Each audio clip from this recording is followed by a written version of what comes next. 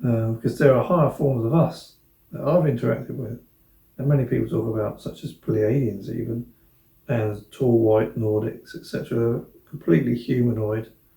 A lot of them could pass off as humans if they walked around with human clothes on, etc. It may be with slight differences with some of them, but they're a much higher evolved form of us. So I know there's lots of genetic manipulation gone on probably in the past with humans, but still I'm wondering if they've seeded their beginnings on this planet. And so I'm wondering if Earth is interesting because many different. This is why Earth is so packed with life. As in my previous video, I was saying Earth, everywhere's packed with life throughout the universe. But Earth is particularly packed with life. Every inch of the air, atmosphere, the dirt is packed with life of some sort. Is it because this is a container, a vessel of historic DNA? Perhaps the origins of species are being kept here for study, to see how they develop, or see through their evolution, or perhaps just to reseed other parts of the multiverse or universe. Because there's so many things that are here that are represented in a much higher evolved form through the stories that you hear of people, etc. So it does really make me wonder, a slight aside there, but relevant. So I talked with this meditation thing with my friend Ruth, I've known for many years. She's quite tuned into things, you could say psychic. She's very empathetic, picks up a lot on all sorts of things, not just emotions and stuff, all sorts of things and people, and has a lot of her own interesting experiences. And she's quite able to tune in, and she tuned into this lion being, and apparently his name is Rani, and I've written it with 2 A's, Rani. You can imagine him rolling out his R's and extending the A's if he would speak, not that I can do it, and a kind of understated roaring.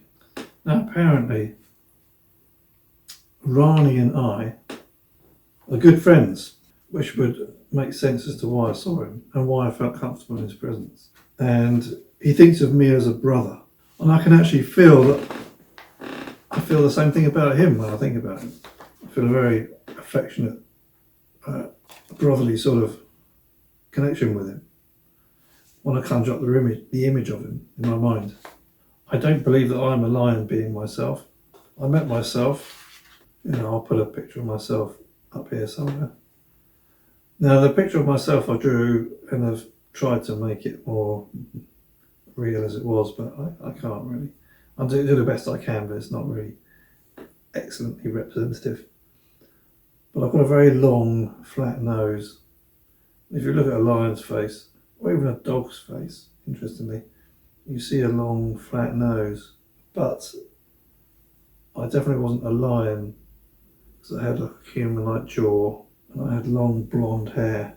That doesn't mean that there isn't some genetic splicing of different species and that we are related in some way, but I don't know that that's the case. I don't think it is the case, but can't say 100%, but I've got more interesting things to say about that actually.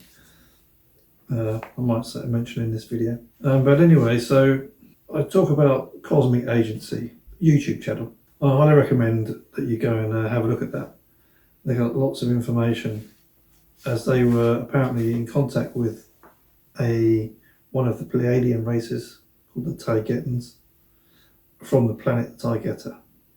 Taygeta, not quite sure how you pronounce it. It was one of the things I was led to when I was trying to understand and find out about myself and my experiences.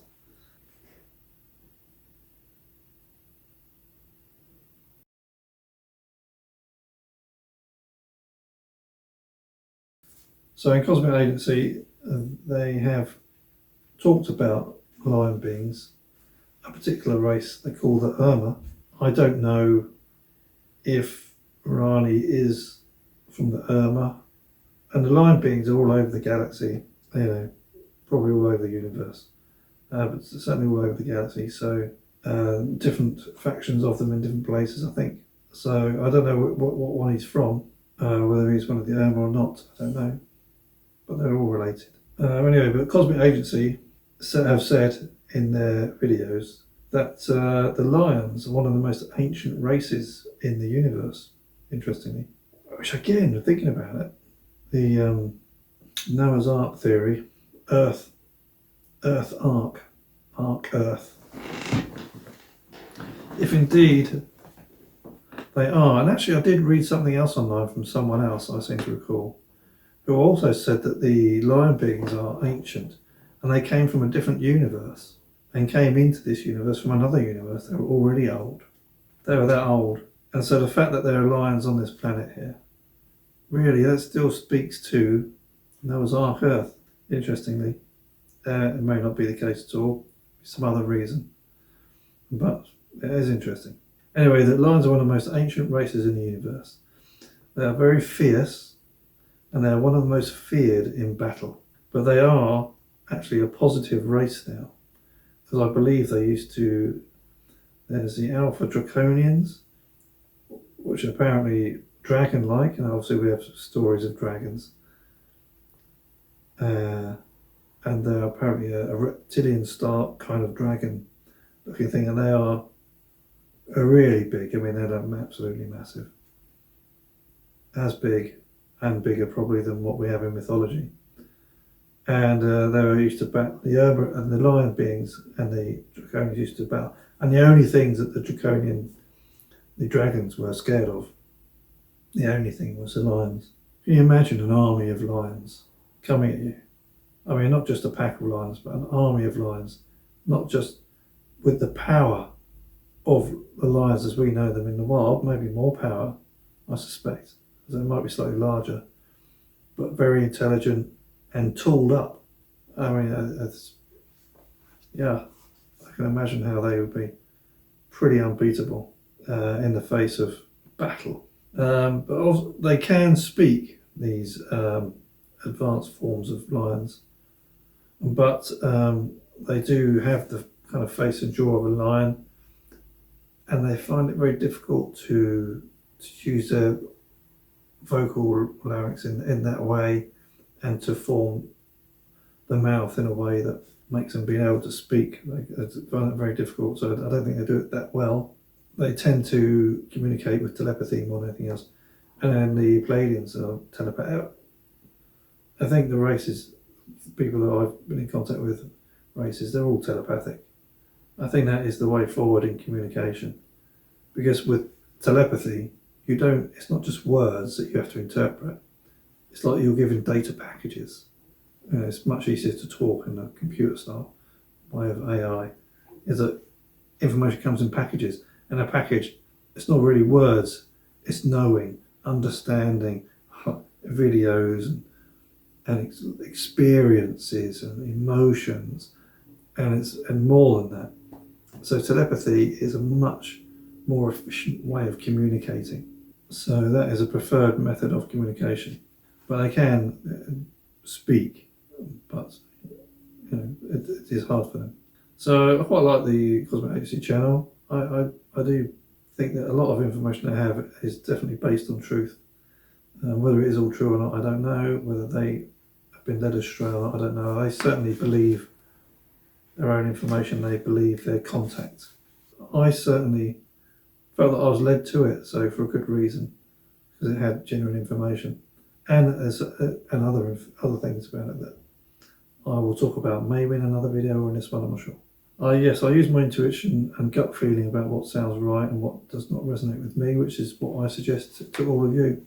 But everything that I say and all the information I'm putting out about me, if it resonates with you, great, and take it on. If it doesn't resonate with you, then just leave it behind. There's some things I say might resonate and some things I say don't. It's the same for me when I listen to everyone else in the ET sphere, which is quite big nowadays. Some people I listen to, and some people I listen to, and some bits I like and some bits I don't. Like Dr. Greer, I like a lot of what he says. He says that all ET beings are good, and I don't think that's quite right. I mean, if we take it that the lion beings used to battle with the dragons, that's not peaceful, is it? That's war. And I think, in my understanding of the levels of existence throughout the multiverse, is that the more physical you are, the more brutal it is. As in this planet, everything is very physical and quite brutal in that way.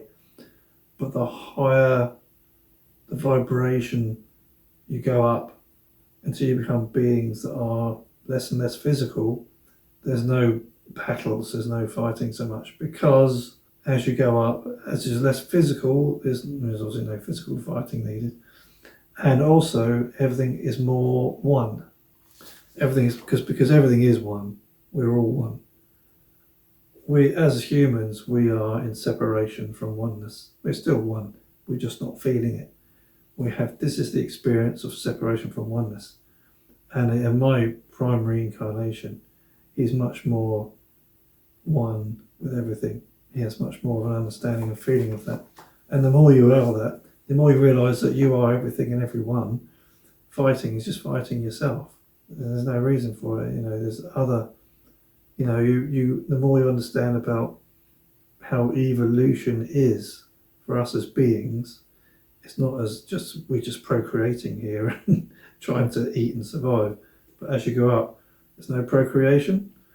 The higher level being you are, the higher frequency, procreation isn't really a thing, not like we have it here.